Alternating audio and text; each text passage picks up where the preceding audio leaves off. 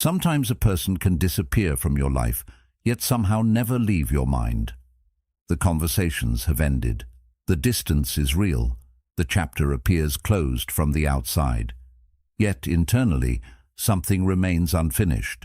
Part of the mind keeps returning to the same memories, the same questions, the same quiet hope that refuses to let go.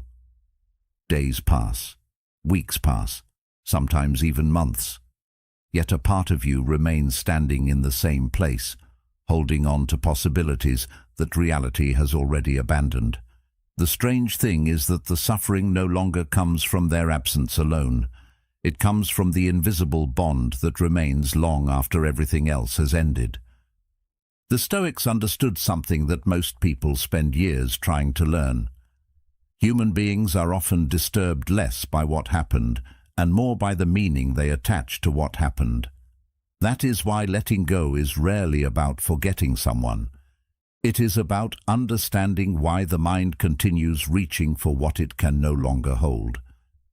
It is about recognizing the difference between love and attachment, between memory and reality, between what belongs to the past and what still deserves a place in the present. And once that distinction becomes clear, something begins to shift. The energy once spent looking backward slowly becomes available again.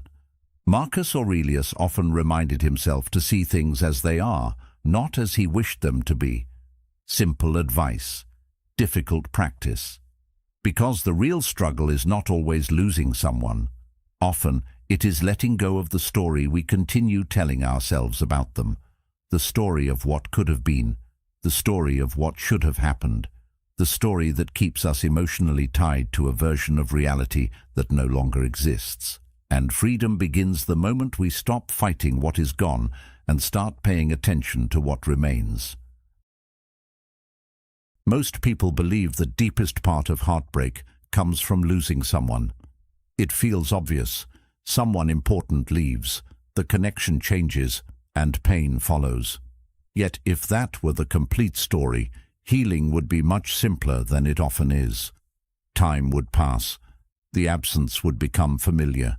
The emotional weight would gradually fade. But that is not what usually happens. Months can pass, sometimes years. The person is no longer present, yet the struggle remains active beneath the surface. This is where an important distinction begins to emerge. The pain of loss and the resistance to loss are not the same thing. Pain is a natural response to change. Resistance is the ongoing attempt to argue with what has already happened. One is part of being human. The other quietly extends suffering far beyond the original event. The mind has a remarkable ability to revisit experiences that can no longer be changed. It returns to old conversations and searches for hidden meanings. It replays moments repeatedly, examining details that once seemed insignificant. A different response is imagined, a different decision, a different outcome. Beneath these mental rehearsals lies a quiet hope, the hope that if the past can be understood perfectly, its weight on the present might somehow change. Yet every return to the same memory ends in the same place.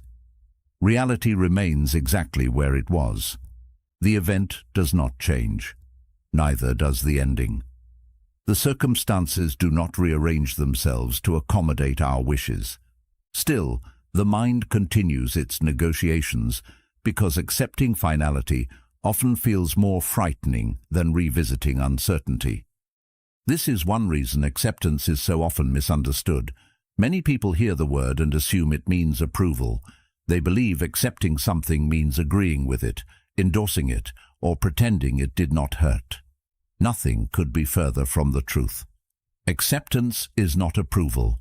It is the willingness to see reality clearly without demanding that it be different. It is the ability to look directly at a situation and acknowledge its existence without creating an additional struggle against it. The Stoics understood this deeply. They recognized that much of human suffering comes not from events themselves, but from the friction created when expectations collide with reality. The greater the resistance, the greater the friction. The greater the friction, the heavier life begins to feel. There is a reason emotional wounds often feel fresh, long after the original event has passed. The mind keeps reopening them, not intentionally. It happens through habits that seem harmless on the surface. Revisiting memories before sleep, imagining future reunions, reconstructing conversations that never took place, looking for hidden signs that suggest the story is not truly over. These habits create the illusion of progress while quietly keeping a person anchored to the same emotional ground. The attachment survives because attention continues feeding it. What receives attention gains strength. What gains strength occupies more space in the mind. Eventually, a person is no longer reacting to reality itself, but to a mental recreation of reality. This pattern becomes especially powerful because the mind prefers familiarity over uncertainty. Even painful emotions can become familiar. Disappointment, longing, regret, and sadness may be uncomfortable, but they are known territories. Letting go often requires stepping into something less predictable. It requires releasing the story that has become emotionally familiar and entering a future that has not yet revealed itself. That uncertainty can feel unsettling. As a result, many people remain attached, not because they truly want the pain, but because the pain feels safer than the unknown. They continue carrying a burden that no longer serves them, simply because it has become familiar. The Stoics frequently reminded themselves that reality operates according to its own nature, not according to personal preference. This perspective was never meant to create emotional distance from life. It was meant to create a healthier relationship with it. There is a profound difference between experiencing disappointment and becoming imprisoned by it. One allows a person to feel fully and continue moving forward. The other creates a cycle in which every thought circles back to the same unresolved point. Over time, that cycle begins influencing everything. Energy becomes divided. Attention becomes fragmented. The present moment loses clarity because so much focus remains directed towards something that no longer exists outside the mind. Perhaps this explains why genuine healing often feels less dramatic than people expect. It rarely arrives through a single realization or a perfect explanation. More often, it begins with a quiet decision. A decision to stop demanding answers that may never come. A decision to stop measuring the present against an imagined version of the past. A decision to stop arguing with reality. As Epictetus observed, make the best use of what is in your power and take the rest as it happens. These choices may seem small, but their effects are profound. Resistance consumes energy, acceptance returns it. Slowly, the mind becomes less occupied by what cannot be changed and more available for what can. Something unexpected happens during this process. The absence remains, but the struggle around the absence begins to soften. The memory may still exist. Certain emotions may still appear from time to time. Yet they no longer carry the same intensity because they are no longer being reinforced through constant resistance. Instead of pulling against reality, a person begins moving alongside it. Instead of fighting the truth, they begin learning from it. This shift creates space, and within that space, clarity starts to emerge. The energy once spent holding on becomes available again, available for growth, for reflection, for renewal. That is why acceptance is not the end of healing. In many ways, it is the beginning. If reflections like these help you see yourself and your life more clearly, consider subscribing. The ideas we return to consistently shape the people we become, and sometimes a single insight can change the direction of an entire life. This is why the end of a relationship, connection, or emotional bond can feel so disorienting. It is not only the loss of what happened, it is the loss of what was expected to happen next. The mind had already traveled forward. It had already filled in details that reality had not yet confirmed. It imagined future conversations, future experiences, future versions of happiness. None of these things existed in a concrete sense, yet they occupied real emotional space. When the connection ends, those imagined futures disappear as well. What remains is not only grief for a person, but grief for an entire possibility. That kind of loss can be surprisingly difficult to recognize because it does not exist in the external world. It exists within the private landscape of the mind. Once emotions enter the picture, perception changes. The mind becomes selective. It begins emphasizing certain details while minimizing others. It highlights moments that support the story it wants to preserve and quietly pushes aside information that challenges it. Over time, this process happens so naturally that many people do not even notice it occurring. They believe they are remembering the past accurately, when in reality they are remembering a carefully edited version of it. That editing process explains why memories often become more attractive with distance. The painful moments lose some of their sharpness, while the pleasant moments remain vivid. The disagreements become smaller, the disappointments become easier to justify.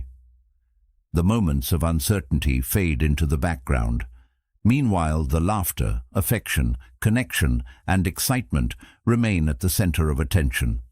Little by little, the memory becomes polished. It becomes smoother than the actual experience ever was.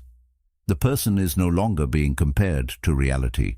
They are being compared to an idealized version that exists only in memory. Naturally, reality struggles to compete with that. As this process continues, the attachment becomes increasingly disconnected from what actually happened. It begins drawing its strength from imagination rather than experience. A person may spend hours thinking about someone they miss, yet much of what they are missing no longer exists outside their own thoughts. They are interacting with a mental reconstruction, a version shaped by longing, hope, and selective memory. This does not mean their feelings are false. The emotions are real. The sadness is real. The longing is real. But the object of that longing may have changed. Instead of being attached to a person, they have become attached to an idea. That distinction matters because ideas are much harder to release than people. A real person has flaws, limitations, contradictions, and imperfections. An idea can be endlessly perfected. It can become whatever the mind needs it to be. Whenever reality presents evidence that challenges the fantasy simply adapts. It finds a new explanation, a new justification, a new reason to continue existing. This is one reason emotional attachment can survive long after a relationship has ended. The attachment is no longer dependent on reality. It is sustained by imagination. As long as the imagination continues feeding it, it remains alive. The mind rarely does this out of weakness. In many cases, it is trying to protect itself. Letting go of a fantasy often requires accepting uncertainty. It requires admitting that a hoped-for future may never arrive. It requires facing the possibility that certain questions will remain unanswered. The fantasy offers temporary comfort because it creates the illusion of continuity. It allows the story to remain unfinished. As long as the story feels unfinished, hope remains available. And hope, even painful hope, can sometimes feel safer than acceptance. This is where clarity begins to reveal its value. Clarity does not destroy meaningful memories. It does not erase love, appreciation, or gratitude. Instead, it places them in their proper context. It allows a person to remember someone honestly rather than idealistically.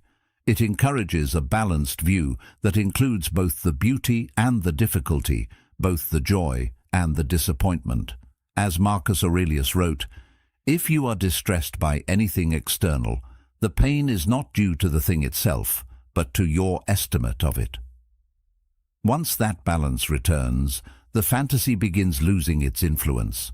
The attachment gradually reconnects with reality. And when reality finally becomes clearer than imagination, letting go no longer feels like losing something precious. It begins to feel like returning to the truth. Once an attachment becomes connected to imagination rather than reality, another process quietly begins taking place beneath the surface. The mind starts feeding it, not deliberately, not because a person consciously chooses suffering. It happens because attention naturally flows toward whatever feels emotionally unresolved. A memory appears for a moment, and instead of passing through, it receives focus. That focus becomes reflection. Reflection becomes rumination. Rumination becomes a habit. Before long, entire portions of the day are occupied by thoughts that seem automatic. Yet they are not truly automatic. They are being sustained by attention. The mind treats attention much like water flowing toward a growing plant. Whatever receives consistent nourishment develops stronger roots. Whatever is neglected gradually weakens. This principle influences nearly every area of life, including emotional attachment. Many people underestimate the power of this process because attention feels invisible. Physical actions are easy to notice. Mental habits are more subtle. A person may believe they are trying to move forward while simultaneously spending hours revisiting old conversations, replaying memories, interpreting silence, or imagining future scenarios. The conscious intention says one thing. The daily focus says another. Over time, the focus becomes more influential than the intention itself. This is why emotional attachments can remain active long after someone decides they want to let go. The decision exists, but the attention continues flowing in the opposite direction. The mind cannot easily release something it is repeatedly being asked to preserve. The Stoics placed enormous value on the ability to direct attention because they understood that attention shapes experience. Two people can live through the same event and emerge with entirely different inner worlds depending on what they choose to focus on afterward. One continually returns to the wound. The other acknowledges the wound but gradually shifts attention toward recovery, growth, and understanding. The difference is not necessarily strength, intelligence, or willpower. It is often the direction of focus. Attention acts like a magnifying glass. It enlarges whatever remains beneath it. If it remains fixed on loss, loss begins occupying more psychological space. If it remains fixed on possibilities for growth, those possibilities become easier to recognize. This helps explain why certain memories seem impossible to escape. They are not merely being remembered, they are being rehearsed. The mind becomes accustomed to revisiting them. Familiar pathways strengthen through repetition. A thought appears, attention follows it, emotion responds, and the cycle repeats. Eventually, the sequence becomes so practiced that it feels natural, yet familiarity should not be confused with necessity. Many patterns feel permanent simply because they have been repeated often enough. The repetition creates an illusion of inevitability. In reality, the cycle continues because it is continuously reinforced. This is why understanding alone rarely creates lasting change. A person can intellectually recognize that an attachment is unhealthy while still feeding it through repeated attention. Knowledge matters, but knowledge without behavioral change often produces frustration. The mind understands the lesson, yet the daily habits continue supporting the old pattern. Real change begins when understanding is matched with action, not dramatic action, not sudden transformation, small shifts, consistent shifts, the willingness to stop participating in the cycle each time it appears, the willingness to redirect attention rather than automatically following familiar paths. At first, this feels uncomfortable. The absence of familiar thoughts can create a surprising sense of emptiness. Many people mistake this discomfort as evidence that they are making a mistake. In reality, it is often evidence that the pattern is losing its hold. The mind has grown accustomed to a particular rhythm. When that rhythm changes, resistance naturally appears. There is a tendency to return to what feels familiar, even when familiarity has become a source of suffering. Remaining patient during this stage is essential because clarity rarely arrives immediately. It emerges gradually, often so gradually that its arrival is almost unnoticed. As attention begins withdrawing from old patterns, something interesting happens. The emotional intensity attached to certain memories starts decreasing. The memories themselves may remain, but they lose some of their power. They stop commanding immediate reactions. They become observations rather than emotional commands. This shift can feel subtle at first. A thought appears and passes more quickly than before.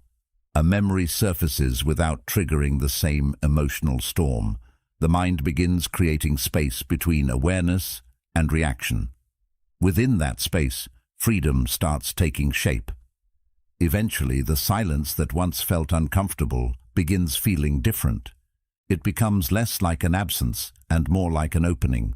The energy that was once devoted to maintaining old attachments becomes available again. Attention can finally move toward neglected areas of life. Interests that were abandoned begin returning. Goals that felt distant regain importance. Relationships that were overlooked become more visible. The world slowly expands beyond the narrow boundaries created by obsession. What once occupied the center of attention begins moving toward the edges. As attention slowly returns to the present, another realization begins to emerge.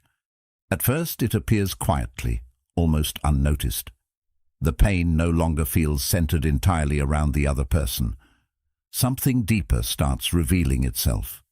Beneath the longing, beneath the memories, beneath the attachment, there is often a different kind of loss waiting to be acknowledged, the loss of connection with yourself. During periods of intense emotional investment, many people become so focused on maintaining a relationship, preserving a bond, or seeking another person's approval that they gradually drift away from their own inner foundation. It rarely happens all at once. The process is subtle. Small compromises are made, certain needs are ignored, personal priorities are postponed. As Socrates famously said, "To know thyself is the beginning of wisdom." Attention becomes increasingly directed outward. Eventually, without fully realizing it, a person's sense of stability becomes linked to someone else's presence. This is one of the reasons emotional attachments can feel so overwhelming. The relationship begins carrying more weight than it was ever meant to carry.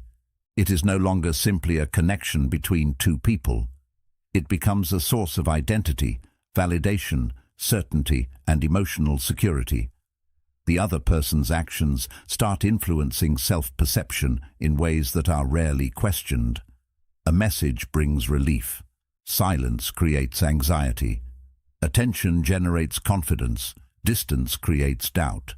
Little by little, emotional balance becomes dependent on factors that remain completely outside personal control. The person does not merely want the relationship, they begin needing it to maintain a sense of internal equilibrium. The difficulty with this arrangement is that everything outside our control is naturally unstable.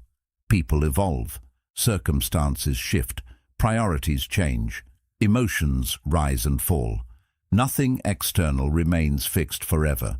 The Stoics understood this reality with remarkable clarity. They recognized that lasting stability cannot be built upon foundations that constantly move. Yet many people spend years attempting exactly that. They place their sense of worth in the hands of another person's choices. They allow their peace to fluctuate according to conditions they cannot influence. The result is predictable. Even moments of happiness become fragile because they depend on variables that can change without warning.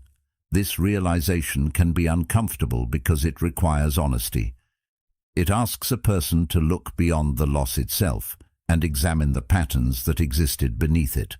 Sometimes the most painful part is recognizing how much personal power was surrendered along the way. Not intentionally, not out of weakness, simply through habit, through the natural desire to feel loved, valued, and understood. Over time, those desires can become so intertwined with another person that it becomes difficult to distinguish where one identity ends and the other begins. The emotional connection starts functioning like a mirror.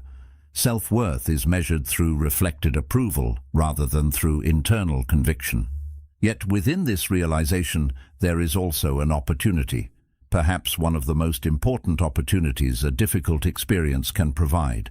Because once a person recognizes where their stability has been placed, they gain the ability to relocate it. What was built around another person can gradually be rebuilt around stronger foundations.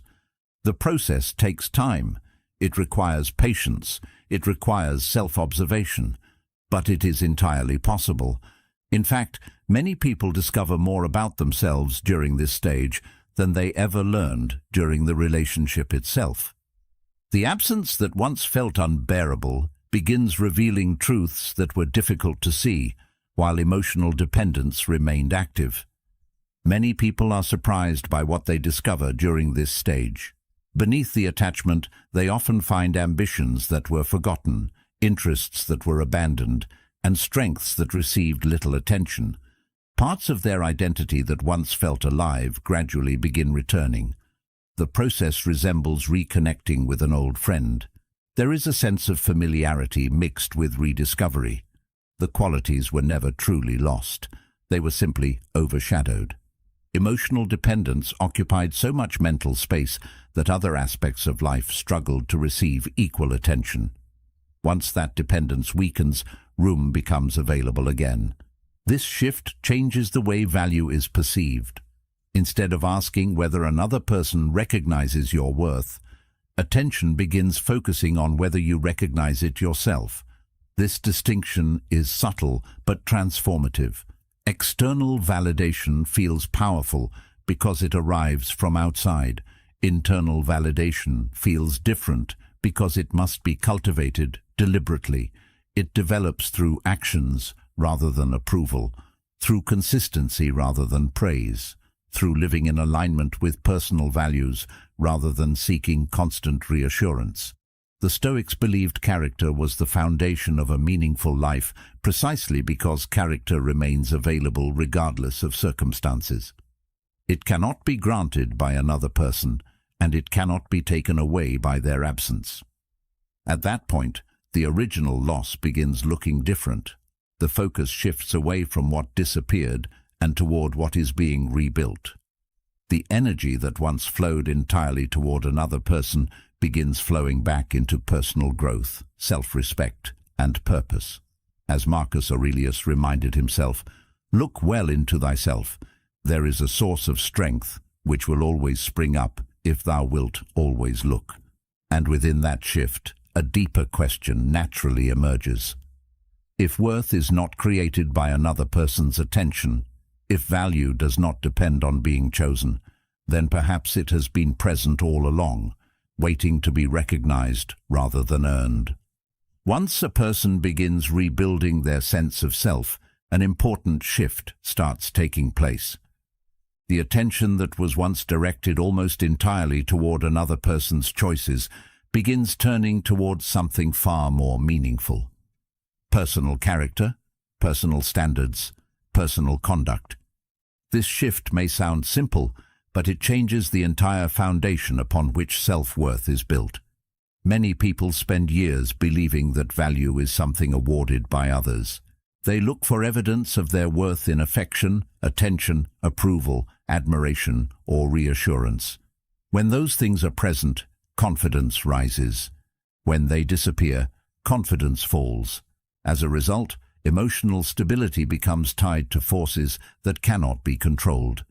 Life starts feeling like a constant evaluation performed by other people, and every interaction becomes a potential measure of personal significance. This pattern often develops so gradually that it feels normal. Society encourages it in subtle ways. Success is measured through recognition. Relationships are measured through validation. Happiness is measured through external outcomes. It becomes easy to believe that value is something that must be earned through acceptance from others. Yet this approach creates a fragile foundation because external approval is inherently unstable.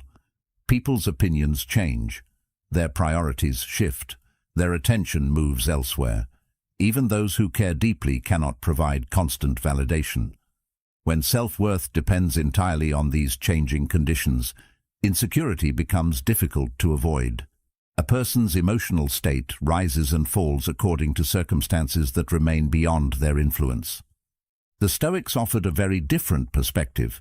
They believed that value comes from the way a person chooses to live rather than the way they are perceived.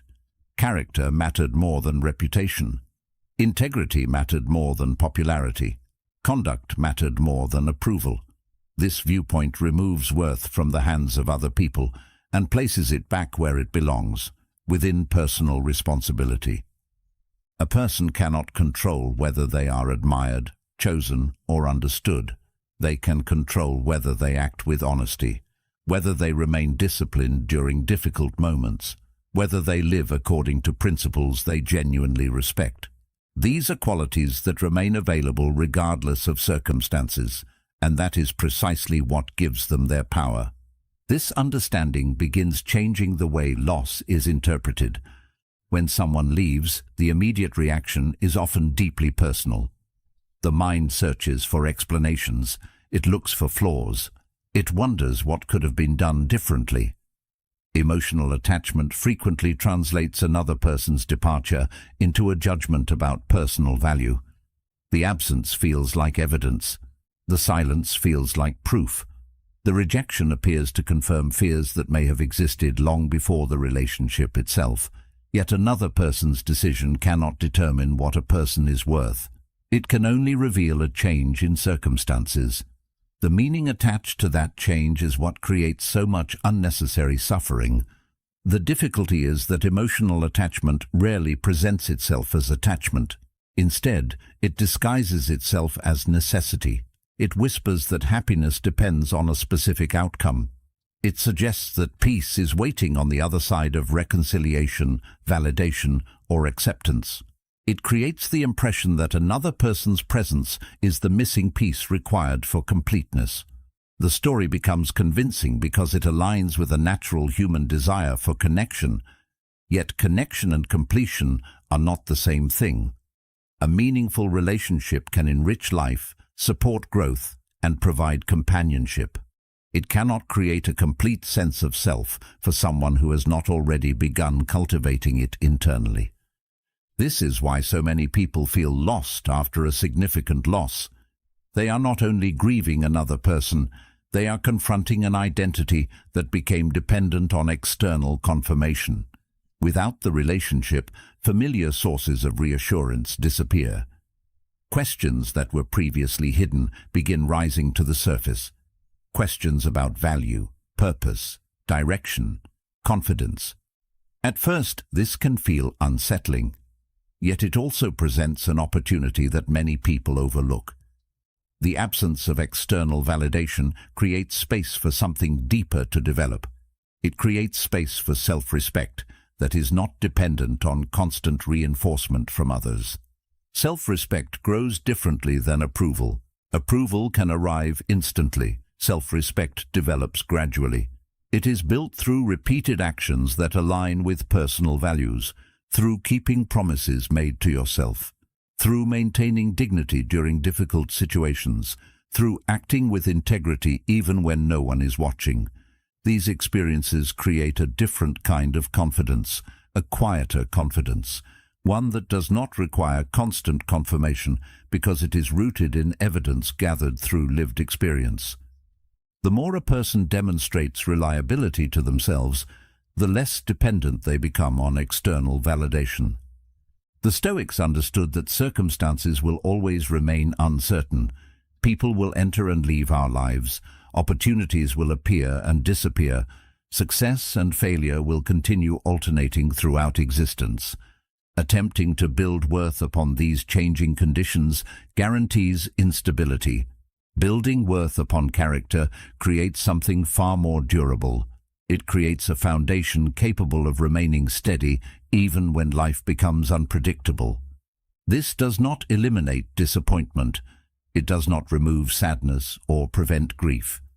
It simply prevents those experiences from defining personal value. Eventually, a new perspective begins emerging from the pain. The departure that once seemed entirely destructive starts revealing a hidden lesson. The experience becomes less about what was lost and more about what is being developed. Greater awareness, greater resilience, greater clarity. The focus shifts away from the person who left and toward the person who is emerging because they left. And in that shift, a far more powerful question begins taking shape. Not why did this happen to me, but who am I becoming because it happened at all? This is one reason painful experiences often create moments of unusual clarity. The emotions involved can be overwhelming, yet beneath them there is frequently an opportunity for deeper understanding. Certain habits become visible, certain assumptions are challenged, certain weaknesses that once operated quietly beneath the surface begin demanding attention. As Carl Jung observed, one does not become enlightened by imagining figures of light, but by making the darkness conscious. A person may discover how much of their happiness depended on circumstances they could not control. They may notice how strongly they relied on external validation. They may recognize fears that had been hidden beneath routine and distraction. None of these discoveries feel comfortable. Yet without discomfort, they often remain undiscovered indefinitely. The difference between being trapped by pain and being transformed by it rarely comes down to the intensity of the experience itself. Two people can face similar losses and emerge in very different places. One remains emotionally tied to the event for years, repeatedly revisiting the same wounds and drawing the same conclusions. The other gradually begins asking different questions. Instead of focusing entirely on what happened, attention turns toward what can be learned. Instead of using pain as evidence of permanent damage, it becomes a source of insight. The circumstances may be similar, but the response creates entirely different outcomes. The Stoics viewed adversity through this lens. They did not seek suffering, nor did they glorify hardship for its own sake. What they understood was that challenges often develop qualities that comfort cannot produce. Patience is rarely strengthened when everything happens according to plan. Discipline rarely grows when there is no temptation to abandon it. Perspective rarely expands when life unfolds exactly as expected. Certain strengths emerge only when circumstances demand them. Without resistance, there is little reason for growth. Without difficulty, many capabilities remain dormant.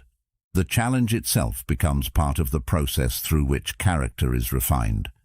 This understanding changes the relationship a person has with hardship. Rather than viewing pain solely as an obstacle, it begins to appear as a teacher, not a gentle teacher, not one anyone would voluntarily choose. Yet a teacher nonetheless. Every disappointment contains information. Every setback reveals something. Every difficult experience provides an opportunity to observe how the mind responds under pressure. Does it become consumed by resentment? Does it cling to the past? Does it search for blame? Or does it gradually begin moving toward understanding? These responses matter because they influence not only recovery but future growth as well. Over time, many people notice that the qualities they admire most in themselves were not developed during comfortable periods. They emerged during moments that demanded resilience, moments that required perseverance when motivation was absent, moments that required composure despite uncertainty, moments that forced difficult choices and uncomfortable reflection. Looking back, it often becomes clear that growth was taking place even when progress felt invisible. The experience itself was shaping something valuable beneath the surface long before the results became obvious. This shift is subtle but powerful. The focus moves away from questions that can never be fully answered and toward actions that can actually be taken.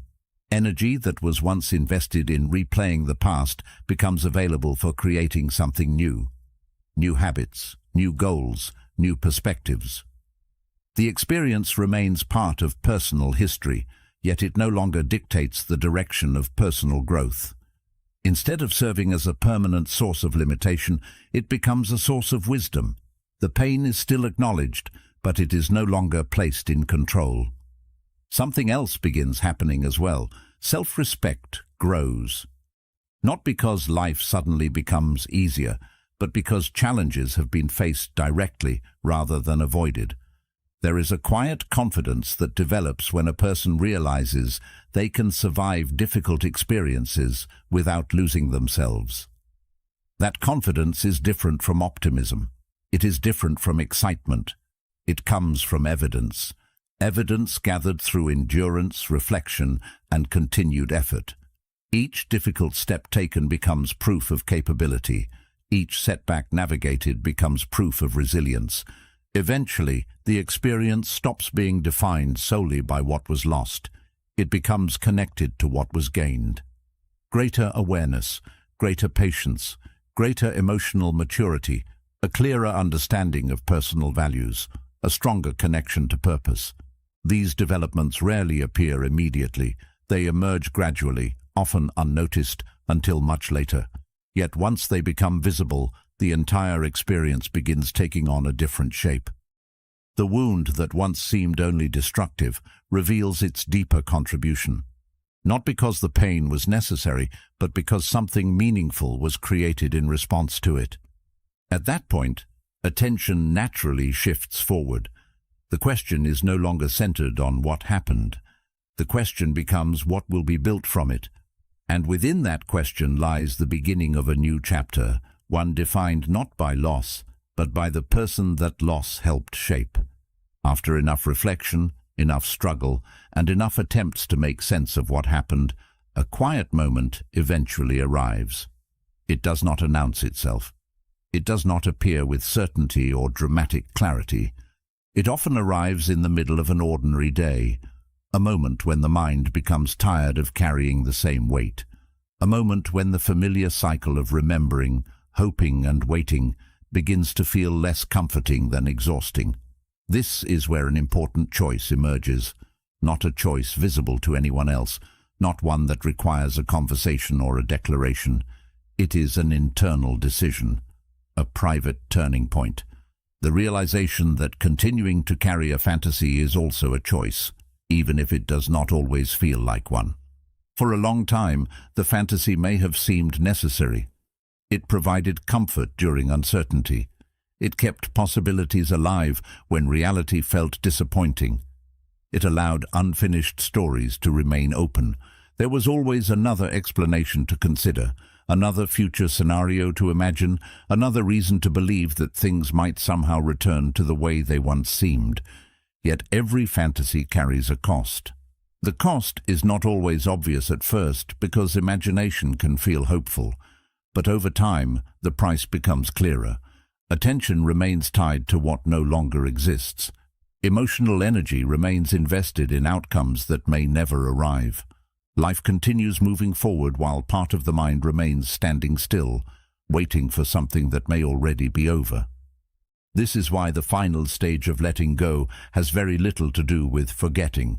Many people spend years trying to erase memories, only to discover that memories are not the true source of suffering. A memory by itself is simply a recollection. It becomes painful when it is combined with attachment, longing, and dependence. The memory says, "This happened." The attachment says, "This must happen again." The difference between those two experiences is profound. One allows a person to honor the past. The other prevents them from fully participating in the present. As long as emotional well-being depends on recreating what has already ended, freedom remains difficult to reach. The Stoics understood this distinction with remarkable clarity. They did not teach people to suppress emotions or deny meaningful experiences. They understood that human beings naturally form attachments, experience grief, and feel disappointment. Their focus was not on eliminating emotion. Their focus was on preventing emotion from becoming a source of captivity. There is a significant difference between feeling sadness and becoming defined by sadness. There is a difference between remembering and remaining trapped in remembrance. Wisdom begins emerging when a person learns to experience emotions without allowing those emotions to determine the direction of their entire life. As this understanding deepens, something begins changing within the relationship to the past itself. Memories no longer function as invitations to return. They become reminders of what once existed. The need to relive them gradually fades. Appreciation begins replacing desperation. Gratitude begins replacing longing. A person becomes capable of acknowledging meaningful moments without demanding their return. This shift often happens gradually. At this stage, many people discover that freedom feels different than they expected. They imagined freedom would mean never thinking about the person again. They imagined it would mean complete emotional detachment or total indifference. Instead, freedom often feels much quieter. The memory remains, but the dependence disappears. The story remains, but the need to continue living inside that story fades. There is no longer a constant effort to hold on or push away. Reality is allowed to exist